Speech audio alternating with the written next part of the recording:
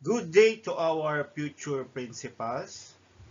So our topic for this day, we will talk about Republic Act 9155, otherwise known as Governance of Basic Education Act of 2001.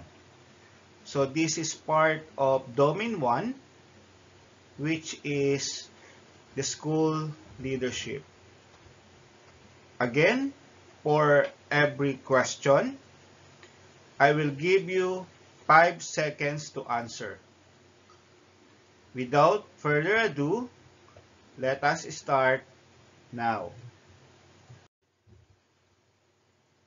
For question number 1, what is the primary objective of Republic Act 9155, the Governance of Basic Education Act of 2001?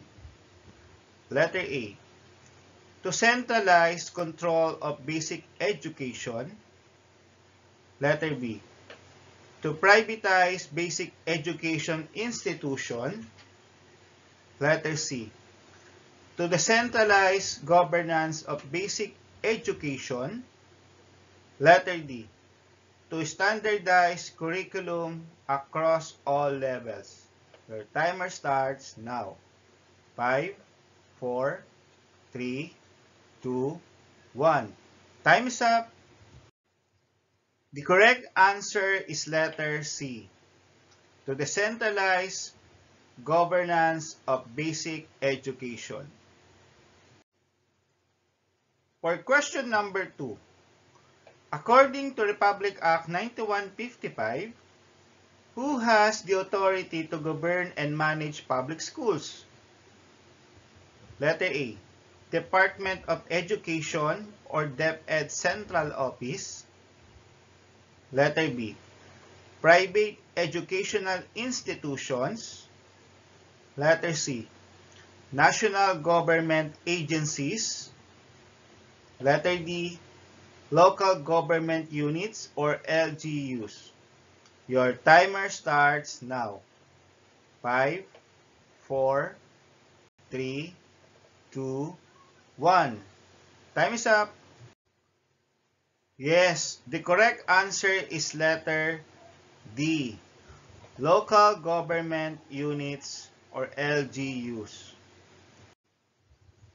For question number 3, which of the following bodies established by Republic Act 9155 to oversee the management and operations of public schools? Letter A, School Governing Council or SGC. Letter B, National Education Board or NEB. Letter C, Local School Board or LSB. Letter D, Basic Education Commission or BEC. Your timer starts now. 5, 4, 3, 2, 1. Time is up. Yes, the correct answer is letter A, School Governing Council or SGC. For question number 4, what is the role of the Local School Board or SSB according to Republic Act 9155? Letter A, to manage individual public schools. Letter B, to oversee the implementation of the K-12 curriculum. Letter C, to provide financial assistance to public schools. Letter D, to develop local policies and plans for basic education within the local government unit. Your timer starts now. 5, 4, 3, 2, 1. Time is up. Yes, the correct answer is letter D, to develop policies and plans for basic education within the local government unit. For question number 5, Which of the following is not a responsibility of the local school board or LSB under Republic Act number 9155? Letter A. Allocating funds for the maintenance and operations of public schools. Letter B. Providing scholarships to the serving students. Letter C. Ensuring the adequacy of school facilities and instructional materials. Letter D. Hiring and supervising teachers. Your timer starts now. 5, 4, 3, 2, 1. Time is up. Yes, the correct answer is letter D. Hiring and supervising teachers. For question number 6, according to Republic Act 9155, who has the authority to appoint school heads and teachers in public schools? Letter A. Department of Education or DepEd Central Office. Letter B. Local Government Units or LGUs. Letter C.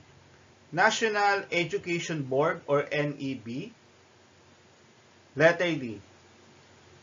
Basic Education Commission or BEC.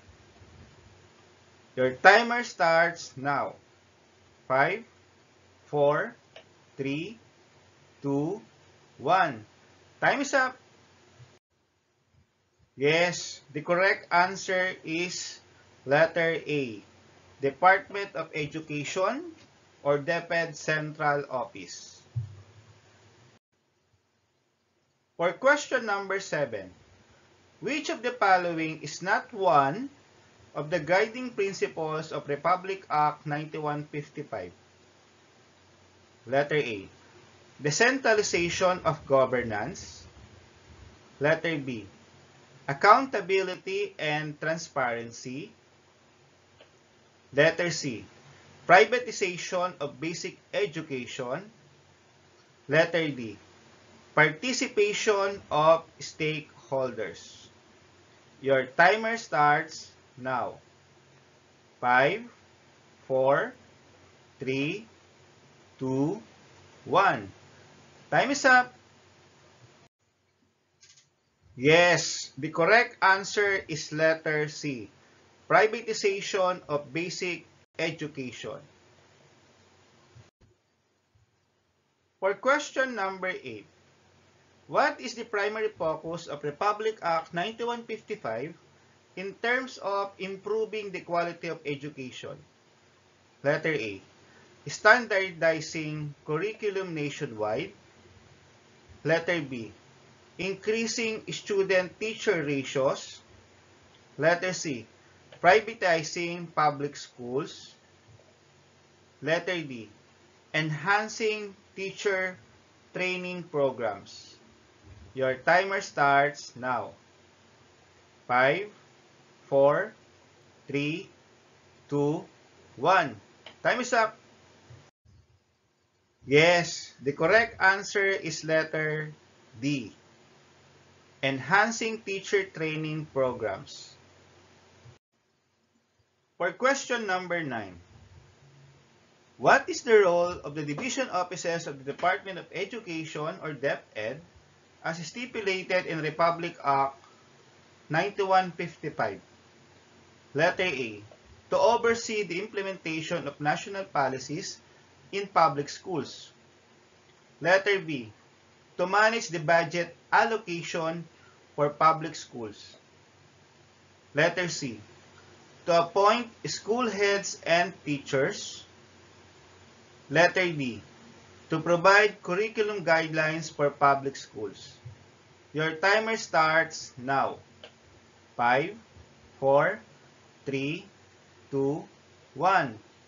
Time is up. Yes, the correct answer is letter A. To oversee the implementation of national policies in public schools. For question number 10, According to Republic Act 9155, what is the main objective of decentralizing governance in basic education? Letter A. To increase bureaucracy. Letter B. To centralize decision-making power. Letter C. To decrease community involvement. Letter D. To improve accountability and responsiveness.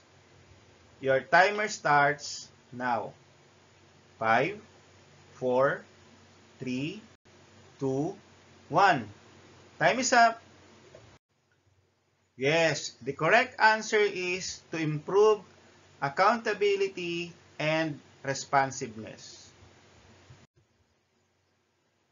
Thank you for watching. I hope to see you again in my next video. Bye-bye.